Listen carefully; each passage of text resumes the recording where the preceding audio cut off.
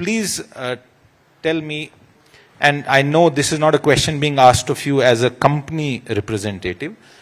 We've always believed, oh, why is Intel not coming to India? There's so much. Why is X not coming? Y not coming?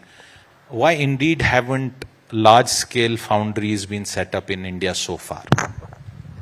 I think we got to look at, thank you for the question. We got to look at any of these things as really having a dot on the planet, right, in a place where we do. When we look at it, there are several fabulous companies who don't really have any presence at all. And they should definitely look at India as a place to start. When we look at companies like TI, we have 4 or 5 clear places where we already have a dot. We have a presence over this, right? And we are looking at it for the next 10 years to quadruple our production capacity. And we are making significant large investments already today. We have acquired people, land, and so many such things for that journey. So it's much more easier for us to just expand the dot to make it slightly bigger than actually put a dot in a place where we don't really have a presence, right? That does not really mean we will not look at India ever, but it's easier for us to go look at this, and big companies always do things which reduces the risk, and for us, it's a much lower risk option that we already have. And in all those places, we have clear ways. We don't really look at particularly a government investment or something like that to go and do this, right? We look at the financial viability. We absolutely look at India as a very high opportunity for us, for both people.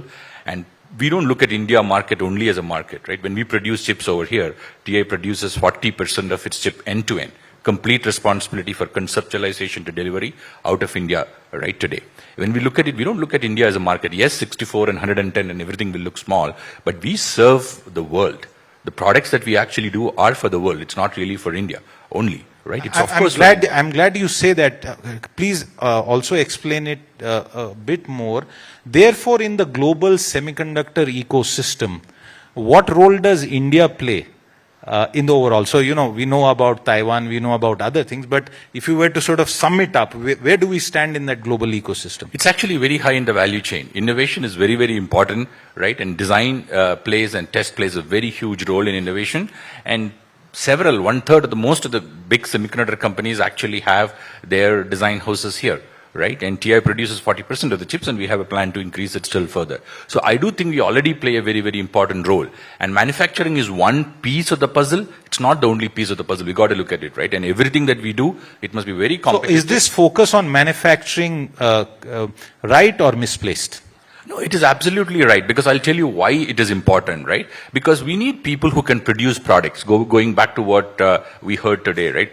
Creating products, we need people who can consume semiconductor chips, who can actually create boards, who can create products. And we do need more and more of them. Not just in manufacturing the PCBs for it, but conceptualizing what kind of products that we can do. And there are several problems that India has, very, very unique, that can be actually solved very well by us.